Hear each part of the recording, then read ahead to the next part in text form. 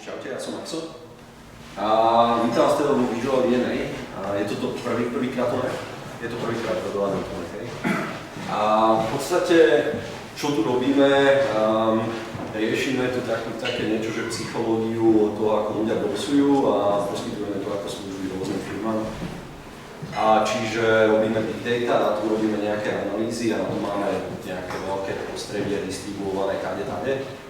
Ale k tomu sa dostanem. Ja tu dneska budem rozprávať o tomto webu, o tom Ansible a toto som ja. Takže riešim viac ako 15 rokov Linuxy a teraz robím teda Developer Operations, riešil som do startupov na Slovensku, non-profit, také, že vzdelávanie robíme na školách a tak.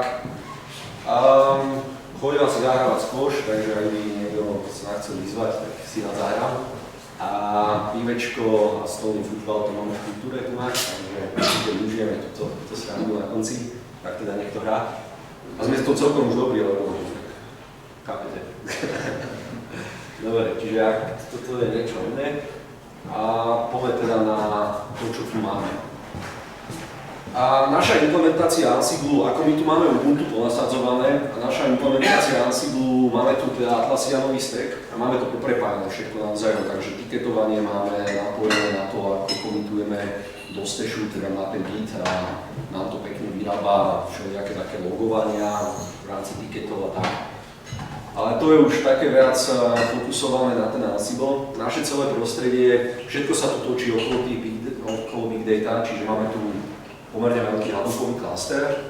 Není to ani stovka nódov ešte, ale ako už tu máme dosť halúzy, takže sa v podstate stále to updateujeme a ideme ďalej. Čiže máme tu Hadoop ako našu nejakú databázku, file systéming a tak. Veľké, tu máme to niekoľko desiatok terabajtov teraz. Cassandra, tam máme okolo 16 tera. Veľkú časť nám tu odrába v podstate nejaké batchové joby, hej, a ktoré nám bežia na Jenkinsoch, kde sme už museli rozdeliť na dva, lebo tam je toho tona a proste beží to stále a je s tým problém to vypnúť tiež halúze si za minuske. A máme tu frontend, ktorý nám beží na Amazone, na AWS-ku, tam nám beží Apache nám tam bežia Kafky. Čiže máme tam nejaké queuovanie, zbieranie eventov, ktoré spracúvame následne a ukladáme si ich lokálne do toho Hadoopu cez nejaké už naše programy. Na Hadoope potom bežia rôzne joby, ktoré tu už skôr chalani budú vedieť odpovedať, tam je nejaký pík a takéto, nejaké prasatá. A to už aj neriešim. A dobre, čiže ja dneska budem rozprávať o tomto vrchnom stacku, čiže o tom Ansible, ako ho tu máme naintegrovaný a tak tú Jairu a ten stash to tak okrajovo možno spomeniem, čiže napríklad Ansible má plugin, ktorý vie spolupracovať, vytvára Jira tikety, hej, čiže vy keď niečo naklepete, on to vie automaticky otvoriť tiket, ak je niečo zlé, alebo tak. To je veľmi šikovné pre supporty. Dobre, čiže Ansible. No my sme začali riešiť Ansible, keď sme zistili, že Puppet nestíha. Ako Puppet, poznáte niekto Puppet? A robili ste už niekto s Ansiblom? Tak super, tak jeden človek okrem Dana vie, o čom hovorím. Puppet nám narastol do enormných rozmerov, je to v podstate configuration management, kde máte na úrovni servera nejakého agenta a vy cez toho agenta viete konfigurovať ten server. A ten Puppet na rozdiel od Ansible je vlastne taký nabobtnaný, takže nám to spôsobovalo to, že ku koncu už bol nepoužiteľný, lebo jeden server nám bežal aj 30 minút. A teraz keď vy máte opečovať 16 serverov a každý beží 30 minút, tak si to pustíte na celý deň a nebodaj vám padne session a sú z toho potom iba problémy. A Ansible je super, lebo akože je to úplne easy nasetapovať na začiatku, pretože potrebujete iba SSH kľúče a nejaké základné práva. A je to agentless, čiže nepotrebujete toho agenta, všetko sa nakoniec cez SSH na ten vzdialený node a teda vy sa nakonetíte počas DO scriptu na ten vzdialený node a tam vykonáte to, čo máte napísané v rámci tzv. Playbookov, k tomu sa dostanem. Čiže je tam easy to run, ja mám zadefinované asi 5 aliasov. a tie používam do kolečka a beží to. Hej. A beží to veľmi rýchlo, čo je úplne super. A väčšinou už keď to beží pomaly, tak to vykonanie príkazu na tom remote serveri je pomalé. Akože nebeží to, že pomaly ten connection alebo niečo také. A má veľmi dobrú dokumentáciu, čiže keď chcem čokoľvek napísať, úplne bez problémov, viem si napísať playbook na čokoľvek, pretože je to super. A má to dobré debugovanie, ono je to v podstate Python, a takže viete si do toho aj písať moduly a tak, ale debugovanie, viete si tam dať very variables a proste vidíte, čo to posiela, čo vy posielate na server, vidíte, čo ten server odpovedá na báze exit kódov alebo nejakých exit výpisov, výstupov a tým pádom viete veľmi pekne si odebugovať kódik. A pluginy sú úplne super. Akože to, ako sú napísané, oni sú napísané dosť busy v tom Pythone, takže vy si viete aj dokodiť vlastné, ale my si zatiaľ stačíme v podstate s tými základnými, ktoré tu máme. Hej. Čiže väčšinou pracujeme s nejakými súbormi, ktoré meníme aj ako konfiguračné súbory. Máme tam templatey v Jinja, ktoré uploadneme, vieme vymazať line-in file, veľmi šikovné, takisto nastavenie rôznych služieb, či už je to firewall, nejaký cronny, a takisto vie pracovať s virtualizáciou, čiže Linuxové kontajnery, vSphere, OpenStackové otváranie, zamazanou integrácia, Docker, proste viete si veľmi flexibilne pracovať. Sú tam databázy, ešte tie moc nepoužívame, tento setup, ale máme väčšinou nejaké lokálne zálohovania a potom tam máme nastavovanie HTTP, tam tiež využívame skôr nejaké config file, lebo tam tie pluginy nie sú úplne najlepšie, ale niekedy stačia, nejaké basic veci stačia, čiže HTTP password, aby ste si pridali user alebo tak to tam je, ale viete si to aj v podstate nahodiť ako nejaký Jinja template. Čiže toto je tak veľmi rýchlo, že čo je to Ansible. A toto je, to mi dal, hej, že dneska taký mail, ja som sa ho pokúsil zjednodušiť. Takže Ansible je v tom super, že vám unifikuje to, ako robíte mašiny. Čiže vy máte jednu mašinku, na ktorú si vytvoríte nejaký recept a teraz príde vám druhá mašina, tak to iba aplikujete na ňu. Príde vám tretia mašina, tak iba pridáte tú mašinku ako hostname do tzv. Inventory a pušnete to a máte to na ďalšej mašine. A takto viete pridávať do nekonečna a ste si na 100% istí, že na všetkých mašinách máte rovnakú konfiguráciu. Čiže to je top toho, hej. Nie je to také, že nemám permissiony na mašine, hej, lebo ono sa to môže stať, ale môže sa to stať iba tým, že nedodržiavate best practice a to, že všetko je v rámci Ansible zapísané. Hej. Čiže niekto sa vám naloguje lokálne na mašinu, zmení vám tam permissiony na súboroch a vykašle sa na to, aby to zapísal. A vtedy v podstate sa to rozsynkne tá vaša zapísaná konfigurácia v Ansible s tým, aký je reálny stav na serveri. Čiže máme veľmi pekne naimplementované to, že v podstate production mašiny máme základný recipe, ako nejaký základný playbook a tie potom pušujeme napríklad na staging. Hej. Čiže máme veľmi podobné mašiny alebo takmer zhodné na stagingu a na prvom. A rovnako aj na development mašinách. Čiže Dalo napísal, že mu to vyhovovalo to, že vy máte napríklad background, nejaké prostredie a viete si na to napísať skript, ktorý vám to vybuilduje, alebo viete použiť niečo, čo už máte na produkcii, napríklad nejakú voľbu, ako by to servera. A automatizácia je celkovo veľmi dobrá, pretože vás naučí manažovať veľa mašín za minimálny čas. Čiže to je super.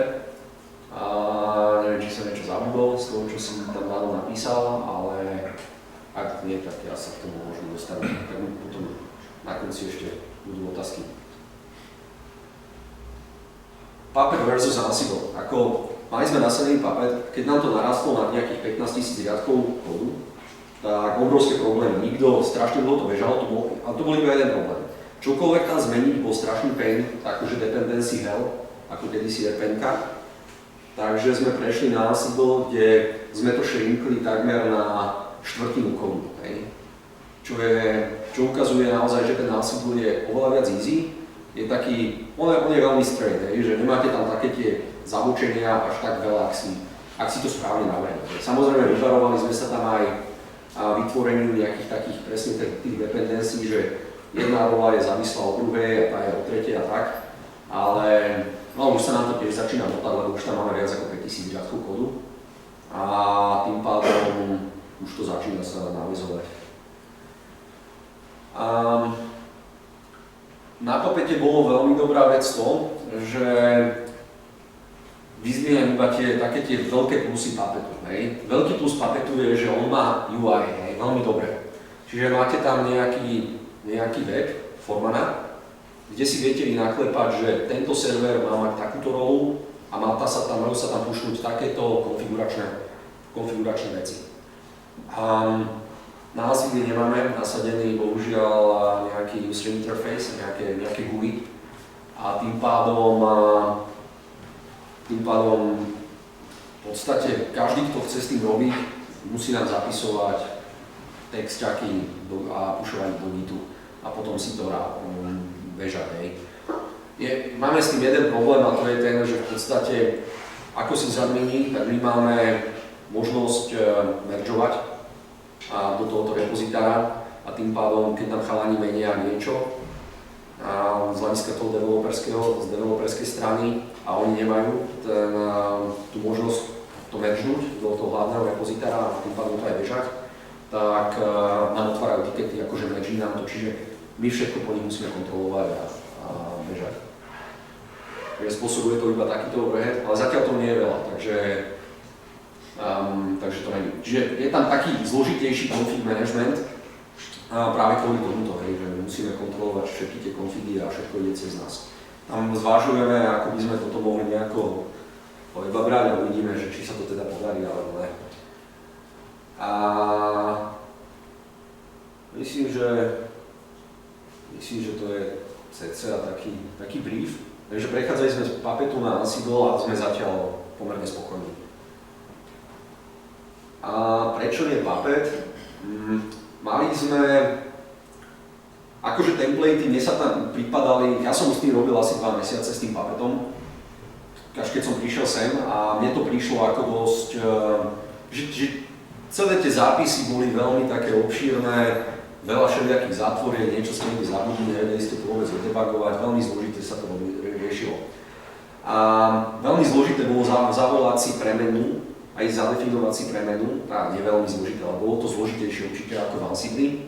A mali sme problém udržiavať nejaké secrets, hesla, ktoré má Ansible veľmi pekne urobený cez tzv. Vault, ja sa k tomu dostanem. A v podstate teraz sme vyriešili celý ten problém so secrets na báze takej, že máme textovo zašifrovaný súbor. Je tam ten Vault. A to vám ukážem. Lebo to je veľmi zaujímavá vec. A ten Puppet po 10 000 riadkoch kódu to bol akože problém, po 15 000 nám to spomalilo behy, takže sme pustili na obed, pred obedom nejaký ráno a po obede sme sa pozreli, že či to zbehlo, nezbehlo. A takto sme sa točili a už to bolo také messy celé, to bolo veľmi veľa problémov nám to vyhadzovalo, tak v podstate sme to prečistili tým, že sme prešli na Ansible. Za 2 mesiace sme to zmigrovali a sme to skrátili. Super, akože zjednodušili, skrátili, perfektne. Takže Puppet sme od neho odišli a spomínajme na ňom niekedy v dobrom aj. A štruktúra Ansible, ako my ju využívame, tak tá štruktúra je taká, že máme v podstate nejakú hlavnú inventory serverov, a ktoré máme zapisované, akože jedna vec je, že sú tam servery zapísané a druhá vec, že si tam viete definovať aj ďalšie variables a ďalšie nejaké hodnoty. Potom tu máme role, ktoré sú definované per služba, čiže máte tam nejaké task listy, templatey pre tú danú službu a v podstate zavoláte si v playbooku nejakú rolu kvázi. Máš sa ešte možno, že povedať, že čo je playbook, hej? Playbook je... Ansible má veľmi peknú vlastnosť a to je to, že viete si urobiť niečo ako shell script a to je playbook, hej, kvázi ten shell script je playbook. A viete to definovať na báze také, že na tieto servere bež tieto playbooky, tieto role. Ja to ukážem, ja to tam mám ďalej, potom ešte rozpracované, takže k tomu sa dostaneme. Teraz vám to možno príde také, že je tu toho veľa, ale mám to rozpracované na slajdu v takom postupe, takže si to môžeme veľmi rýchlo prejsť na tých ďalších. Veľmi dobrá vec sme zistili, už ako taký best practice, že dependencies definition cez meta playbooky je veľmi dobrá vec. Toto mám na poslednom slajde, takže to je iba taká pýtoška, čo som tu vyhodil. A teraz poďme na tie role. Základná rola ako taká, čiže tuto máme playbook file, ktorý je veľmi jednoduchý. Definuje hosty, ktoré sú tam zadefinované, že na ktorých to má bežať. Definuje tagy, čiže vy si to viete otagovať, túto rolu, alebo tento playbook si viete otagovať a keď zavoláte takýto, tak všetky tie tasky v playbooku, čiže toto je task, vám zbehnú. Čiže HBase, kde je zapísané ako tak tam všetko vám zbehne. A tuto máme, tento playbook je definovaný ako rola, ktorú som vyhodil tu neskôr, čiže tuto je rola. A HBase client je rola, v rámci ktorej máme nejaké defaulty, máme nejaké meta, čiže toto sú tie dependency definície a tu sú tasky.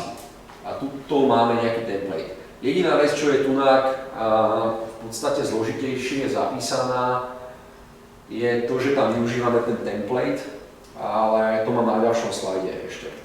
Čiže vidíte, že štruktúra je veľmi jednoduchá, sú tam v podstate 4 directories, v rámci ktorého máte vždy nejaký main YAML, veľmi jednoduchá vec, zatiaľ to nemusíme splitovať. Na to, aby sme to bežali, tak zavoláme v podstate nejaké otagované, teda zavoláme, že odkiaľ má ťahať, čiže inventory, že kde sú servery uložené, čiže HBase clients prod máme definované v production. Wild password file, to aby som nemusel stále zadávať nejaké heslo do command line, ale mám ho v rámci svojho nejakého dot súboru a na konci sa volá HBase YAML, čiže zavolá kvázi tento filing. Toto nám spustí na produkcii na tieto servere, na túto skupinu serverov, to, čo je v task main YAML a toto je ten task main YAML. Čiže je tam jednoduchá definícia. Balíček, ak je tam balíček HBase a udržujú tam latest verziu, hotovo. Hej, nainštalujete tam HBase. Tuto máme inštaláciu wrapperu z templateu a tuto je už nejaká taká zložitejšia definícia, čiže tuto využívame už variables z nejakého externého prostredia. Môžete si tam samozrejme zapísať, že presné meno toho súboru aj tuto je, ale je veľmi dobre používať variables, pretože máte napríklad variable prostredia, ktoré viete tam napríklad urobiť ify, že ak je to v tomto prostredí, tak urob toto. A je tu zároveň zadefinovaný tzv. Item, čo je v podstate cyklus, ktorý vám zbehne list. Čiže ja tu viem zapísať, že HBase, viem tu zapísať Cassandra a tak ďalej. A on mi bude prebiehať jednotlivé zdrojové súbory podľa toho itemu. Čiže je to v podstate taký integrovaný cyklus v rámci tohoto tasku. Čiže máme tu v podstate nejakých 2, 4, 6, 7, 8 riadkov, ktoré nám vykonajú všetko na produkcii a na stagingu pre túto rolu. Ja tam ukážem potom niečo jednoduchšie a teraz skočím na inventories. Inventories som totiž spomínal, ak si ukážem, tak je to v podstate inventories production, čiže máme nejaký inventory produkčných serverov, ktoré sú nejako zapísané a tie produkčné servery sú zapísané cca takto. Čiže ja som si vypísal inventories production hosts, to je jeden z hlavných súborov, kde máme uložené inventory a v rámci toho máme nejaké definovanie, že skupina sa volá blok a máme v tom EU blok P01 a má tam jeden parameter, ktorý je true. A tuto máme napríklad Hadoop controllery, ktoré máme 3. Hej. Čiže ja potom viem napríklad zadefinovať v playbooku, že nech sa to vykonáva pre Hadoop controllery a ide to. Takže proste ono si to potom vytiahne list týchto serverov, týchto 3 serverov. Super vec na Ansible je, že viete definovať variables, hodnoty pre jednotlivé servery alebo pre skupiny serverov. Čiže napríklad, neviem, či som vyťahol tu Hadoop controller, nevyťahol, ale v podstate RDPipe je taká skupina serverov, je veľmi podobne definovaná ako táto.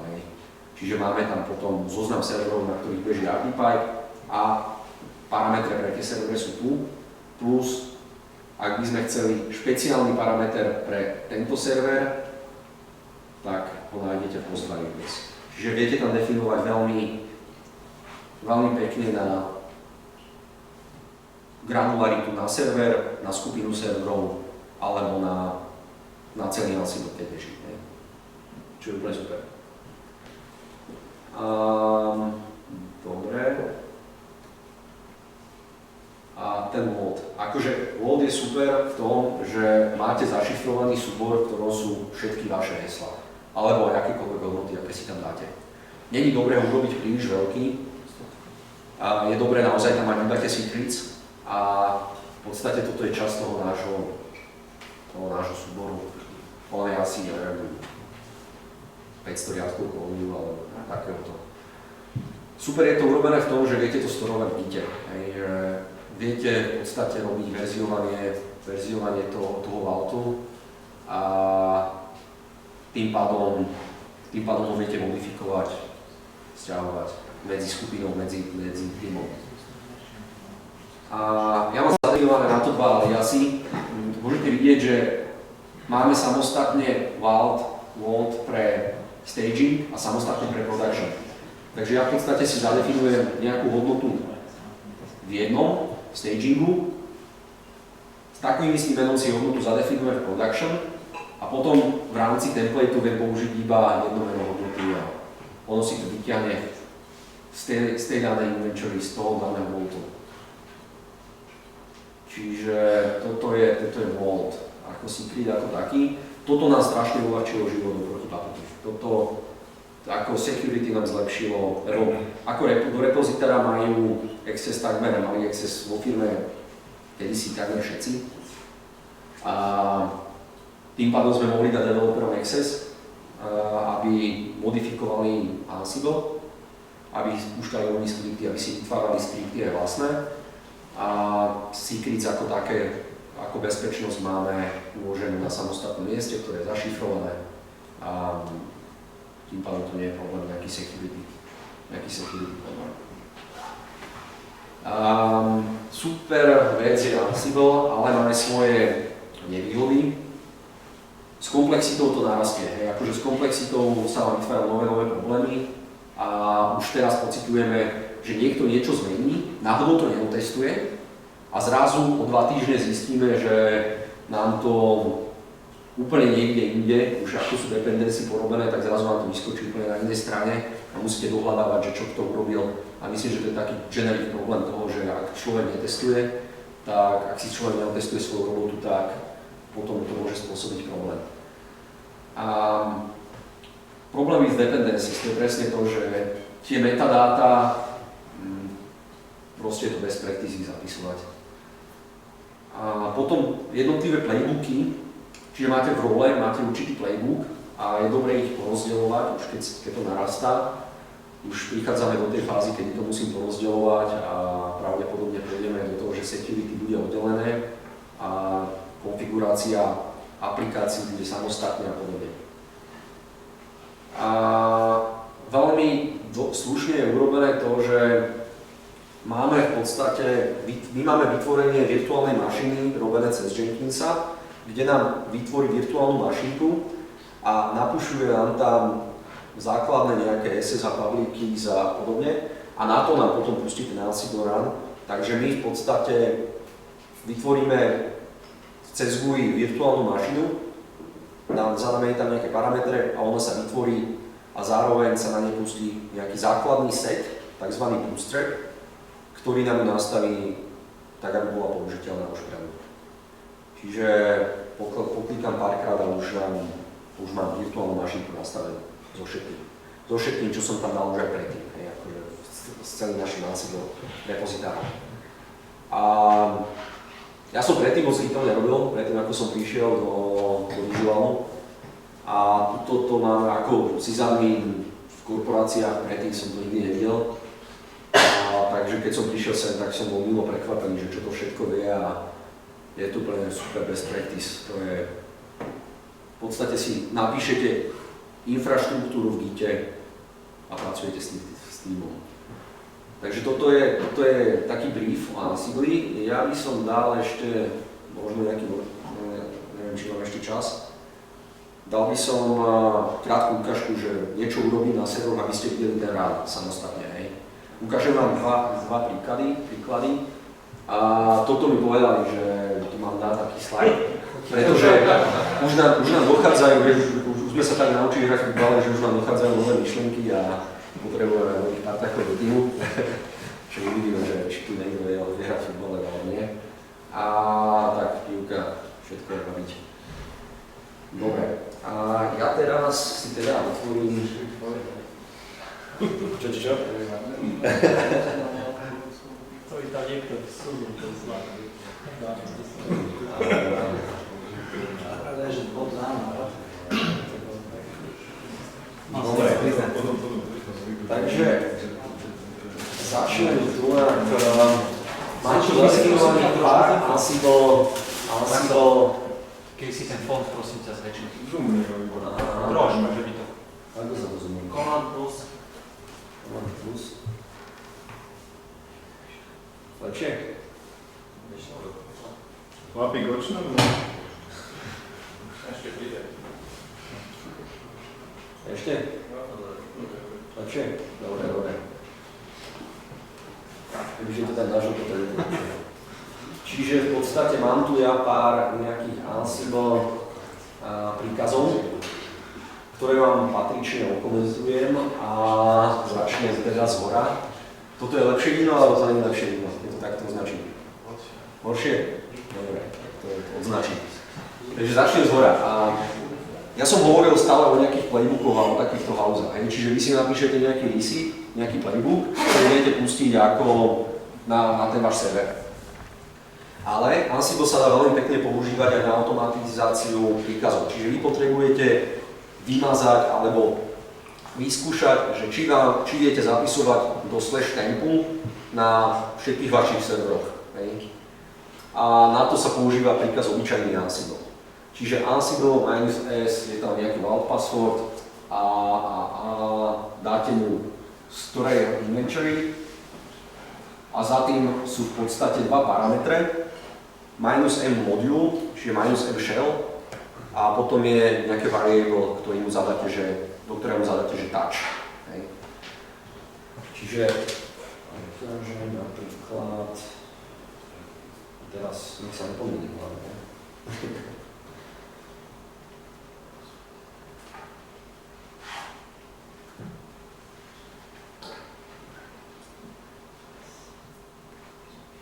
Budete tu pekne používať wildcardy. Zbehnem to na stagingu. Hej.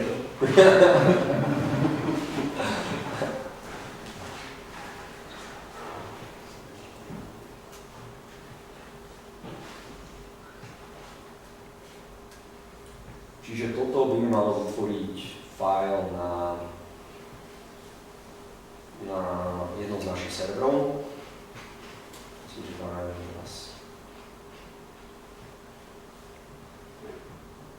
teraz chvíľka napätia a vrátime mi success. Teraz keď ho chcem vymazať, ten file, iba to zmením na -v, nevidím, že či to reálne urobilo, remove to. Čiže takýmto spôsobom viete automatizovať a a viete to automatizovať aj na viacerých serveroch, čiže mám tam, ale neviem ukázať. Mohol by si dať aj napríklad free -m alebo... Jasné.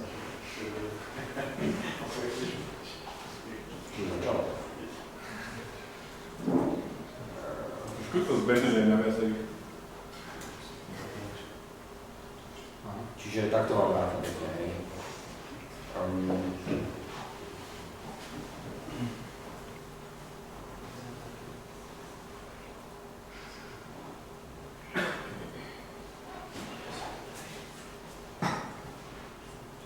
Čiže toto na našich mašinkách nám zbehne free.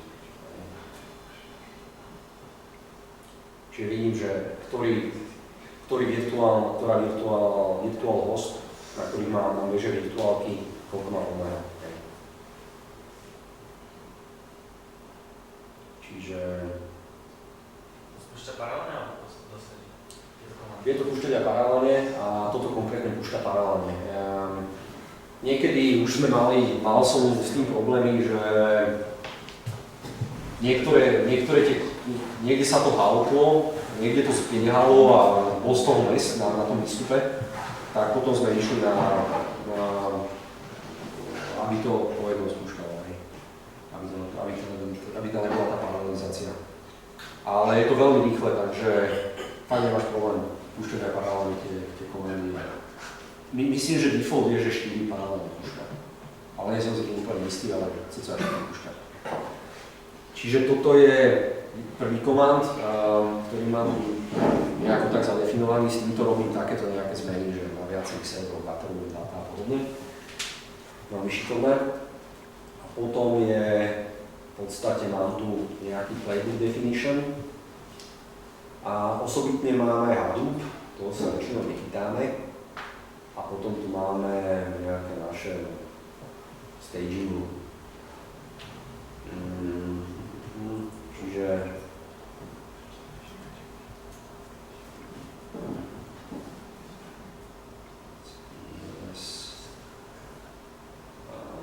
teraz by som mal nejaký tag zadať. A takto. Ukážem vám to odpiky, aby ste pochopili, ako to máme zadefinované. Čiže my tu máme nejaké YAML fily, v ktorých máme základný playbook. Hej. Čiže máme tu infraštruktúrny alebo nejaké deploye, ktoré sú zadefinované. Máme tu samostatný Hadoopový klaster a máme tu napríklad Bootstrap YAML. Bootstrap YAML sa využíva na kreatovanie toho environmentu štandardného v podstate. Tak ja by som zbehol nejaký job deploy, uvidíme, že či tam niečo nájdeme zaujímavé, napríklad na tom Hadoopu. Čiže máme tu eventy, definícia eventov, hej, nástupy množstvo events, tagy events, rôzne role. Teraz skúsim pohľadať na Jantok. Tu máme Jantok. Čiže máme tu napríklad tak, čo sme naposledy púšťali, vyskúšame Geyser pustiť. Geyser je jeden z našich servisov, ktorý nám beží. Môžete vidieť, že sa volá deploy / Geyser. A tu si ešte ukážeme predtým. Čiže rola, deploys, Geyser. Máme tam file tasks, pozrieme sa do task, že čo nám reálne bude bežať. Hej. Task my. Dobre, súbor tam je. A tá definícia vyzerá asi takto.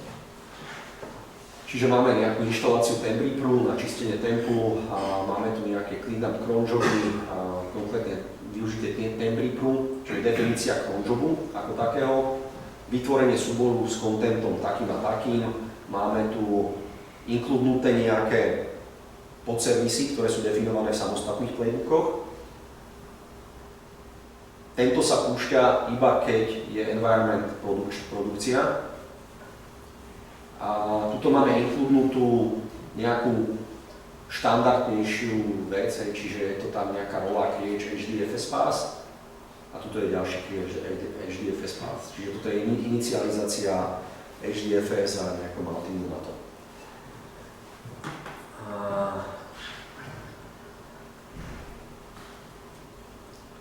Čiže využijem svoj command ncps, Ansible Playbook na stagingu, čiže pustí mi to Ansible Playbook div inventories staging. Tak sme mali geyser a máme tam bolo job deploy, tuším. A ešte to nalimitujeme na náš Yarnblock. Nech to beží iba na jednom serveri, nech to dlho netrvá. A myslím, že to je úplne jedno. Čiže vieme to pustiť veľmi jednoducho na baze toho tagu, ktorý tam je zadefinovaný. Teraz už iba treba počkať, len si popustí v podstate playbooky a začne bežať. Čiže na začiatku vždycky väčšinou pozbieram nejaké dáta a už ide createuje. Možno tam budú aj nejaké error message, to vidíme. Čiže vytváram nejaké konfiguračné fajly. Väčšinou je to o tých konfiguračných fajlov a o tej distribúcii tých konfiguračných.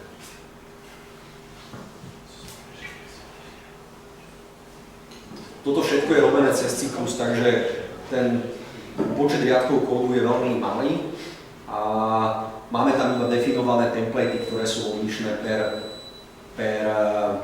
v podstate zákazník.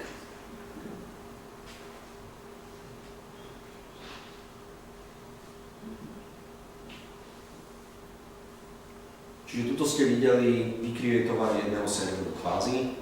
Ono by to bežalo troška dlhšie, ak by to nevracalo, že to už existuje, boli by tam nejaké change veci, hej. Čo to vypadá? Spomínačka. Takže už sme končili. Tak ja povolám si všetko, takže skončím. Ne, ak máte nejaké otázky, tak môžeme vyskúšať, môžem vám ukázať niečo iné, ale myslím, že už som to aj tak dosť natiahol a že ten taký base toho, čo som mal povedať, som povedal. Ak by mal niekto otázky, implementáciu alebo čokoľvek, tak budem tu. Tak ľudia sa aj môžete ešte No jasné. Keď mám ten playbook, zapisujem si tam tie veci, dajme tomu, že že nainštalujem tam Apache, playlist, teraz poviem, že už tam nechcem Apache, tam Nginx, tak stačí v tom playbooku napísať, že teda respektíve keď ten Apache zmažem, tak on nebude vedieť, ale ten Apache tam už nechcem. No, ako toto je taká halus, že best practice jeden je, že zapisovať absent.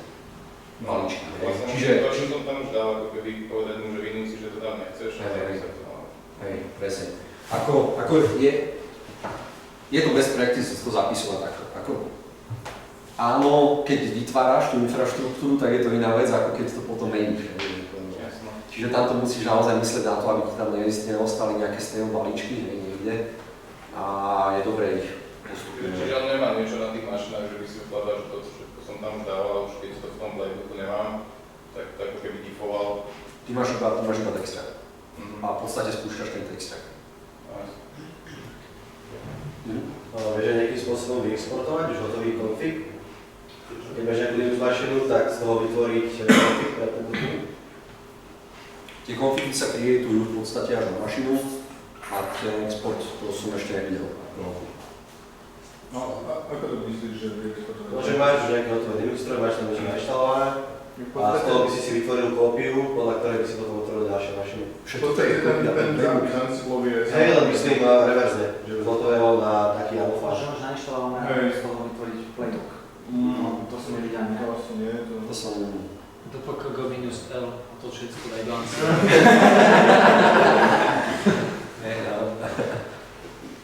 Takže...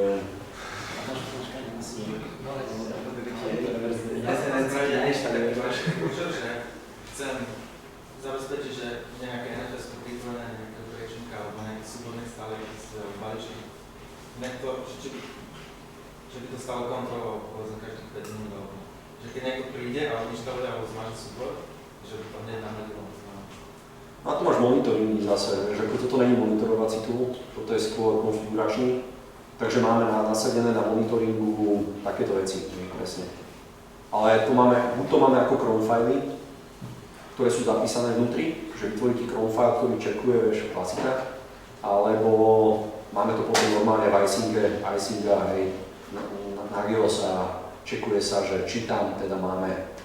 Ale tieto Ansible sa nedávajú do toho, že to už si napíšeš svoj skript, ktorý dáš do toho. Áno, ale vieš si ho napísať v rámci, tuto sa mi nevie, Takže hypoteticky môžeš ten, vieš, tie playbooky ránovať z Chrome, záleží asi od use case, že kedy to potrebuješ, lebo teda je väčšinou akože provisioning a configuration management a to púšťaš ad hoc, iba keby si mal nejaký možno continuous, vieš, niečo, že isto ide, ale že keby, a že či, vieš, závisí od use case. Hej, závisí od use case, ale podľa mňa Ansible nie je primárne určený na to, aby si ho pravidelne ranoval na niečo. Hej. Ale môžeš si to vytvoriť samozrejme. Môžeš si vytvoriť, ľudia môžeme na Jenkinse vytvoriť to, aby to pravidelne čekovalo. Akože to nie je problém, to je iba otázka implementácie. Keď to viackrát skúsiš, nič sa nestane. Nič sa nestane. Ako vytvoríš si malý playbook, ktorý ti to bude čekovať a ak to tam není, tak to retrajekne a tak sa dá. Čiže tak. Ako, podľa mňa pre developerov je tam skvelé to, že keď potrebujete mať nejaký čistý environment, že vyvíjate niečo a naozaj potrebujete to buď vyčistiť alebo veľakrát inštalovať znova, tak spojený s backgroundom nejakým, že napíše si človek jedenkrát to, že zinštaluje neviem, nejaký Hadoopový plaster alebo čokoľvek, ak niektoré veci je fakt pain inštalovať, človek si to niekde zapisuje do nejakého notepadu, hej. No a tu nás to môže vlastne do living konfigurácie zapisovať, ktoré potom už iba executuje a updateuje, hej. Takže je to dokumentácia toho, čo robíte, ktorá je zároveň vykonávateľná. To z toho developerského modelu. Keď nemáte teda nejakých adminov, čo vám všetko nakopnú, tak ako potrebujete. No potom to admin musia písať, viete. A možno máš otázku, že či developer nedá radšej Docker alebo niečo také, tam už tie kontajnery sú rozhodné. Hej, jasné, ale management toho, vieš, aj tie Dockery musíš manažovať. Docker je čistý, vieš, že ty keď sa tam potrebuješ deployment teraz nejakých 10 dependencií, neviem čo proste ideš používať v tom programe, toto ti vie proste tie Dockery nakopnúť, že bum, tie kontajnery je 5 ti nakopne, všetko čo potrebuješ a to už iba stoje proste kód tam budeš deployovať a... no, môžeš niekedy podľa mňa používať aj čisto iba Docker, v niektorých situáciách to môže byť komponentárne.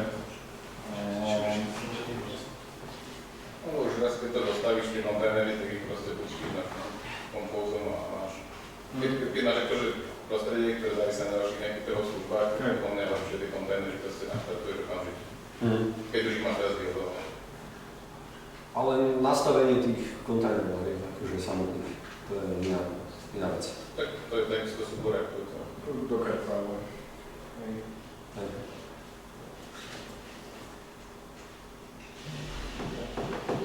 Tak ale keď ideš doma, budeš manažovať nejaké Windowsové hosty, čo teda môže práve. To je rúzne, no.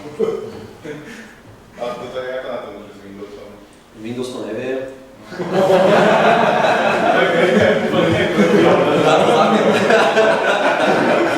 Nechcel som ho ja zrušiť, ale dobre si založil.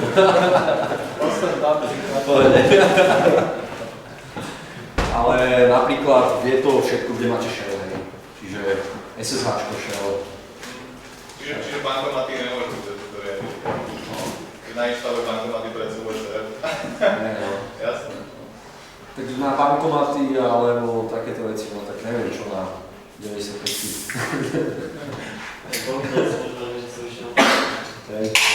Dobre teda.